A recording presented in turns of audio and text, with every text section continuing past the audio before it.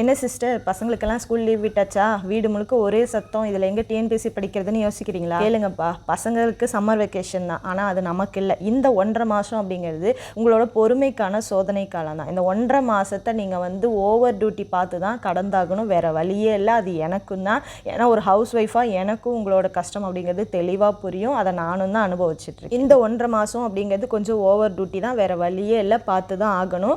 குழந்தைங்க இருக்கும்போது, குழந்தைங்க சத்தம் போட்டுட்டு இருக்கும்போது நம்மளால் படிக்க முடியல அப்படின்னா குழந்தைங்க தூங்கும்போது படிங்க. ஒரு சில குழந்தைங்க பகல் டைம் தூங்குவாங்க, அந்த மாதிரி டைமில் பகல் டைமில் படிச்சுக்கோங்க. இல்லை பகலில் தூங்காத குழந்தைங்க இருக்காங்க அப்படின்னா நைட்டு அவங்க தூங்குறத பொறுத்து, ஒன்று சீக்கிரமாக தூங்கி சீக்கிரமாக எழுந்திருக்க குழந்தைங்க இருப்பாங்க, அந்த மாதிரி இருக்கிற குழந்தைங்க வீட்டில் நீங்கள் வந்து நைட்டு படிச்சுக்கோங்க. இல்லை லேட்டாக தூங்கி லேட்டாக எந்திரிக்கிற டைம் அந்த குழந்தைங்க இருப்பாங்க, அந்த மாதிரி டைமில் நீங்கள் வந்து பகலில் வந்து சீக்கிரமாக எழுந்திரிச்சிக்கோங்க. ஓகேவா? ஸோ ஒரு 4 மணி 3 மணி இந்த மாதிரி டைமில் எடுத்து படிச்சிங்க அப்படின்னா படிக்க முடியும். அந்த மாதிரி டைமில் கஷ்டமான விஷயங்கள் படிச்சுக்கோங்க. மேக்ஸ் எல்லாம் போட்டு பாருங்கள். இது போக நீங்கள் வந்து சமையல் வேலை பண்ணுறது, வீட்டு வேலை பண்ணுறது, இந்த மாதிரி டைமிங்கில் நீங்கள் வந்து ஆடியோவாக கிளாஸ் எல்லாமே தெளிவாக கவனிச்சிக்கலாம். இல்லைனா படித்ததை ரீகால் பண்ணி பார்த்துக்கலாம். இந்த மாதிரி பண்ணுங்கள். தென் குழந்தைங்களோட டைமும் ஸ்பெண்ட் பண்ணி ஆகணும், அதுவும் நம்மளோட வேலை தான். ஸோ அப்போ நீங்கள் வந்து அந்த டைமிங் வேலை செய்கிற இடத்துல எல்லாமே இந்த மாதிரி பார்த்துட்டு தென் குழந்தைங்க கூட கொஞ்சம் விளையாடுங்க. தென் பார்த்தீங்க அப்படின்னா குழந்தைங்க கிட்ட சொல்லி புரிய வைங்க.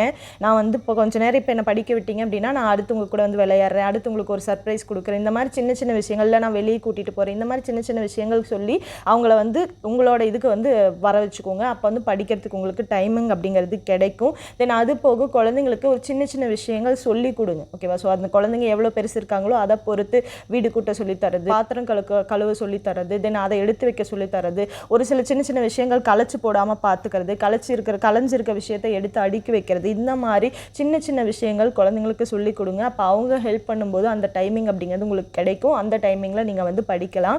ஸோ இதையும் மீறி குழந்தைங்க உங்களை படிக்க விடாமல் பண்ணிகிட்ருக்காங்க அப்படின்னா அவங்களுக்கு நான் இப்போ சொல்கிறத வந்து போட்டு காட்டுங்க.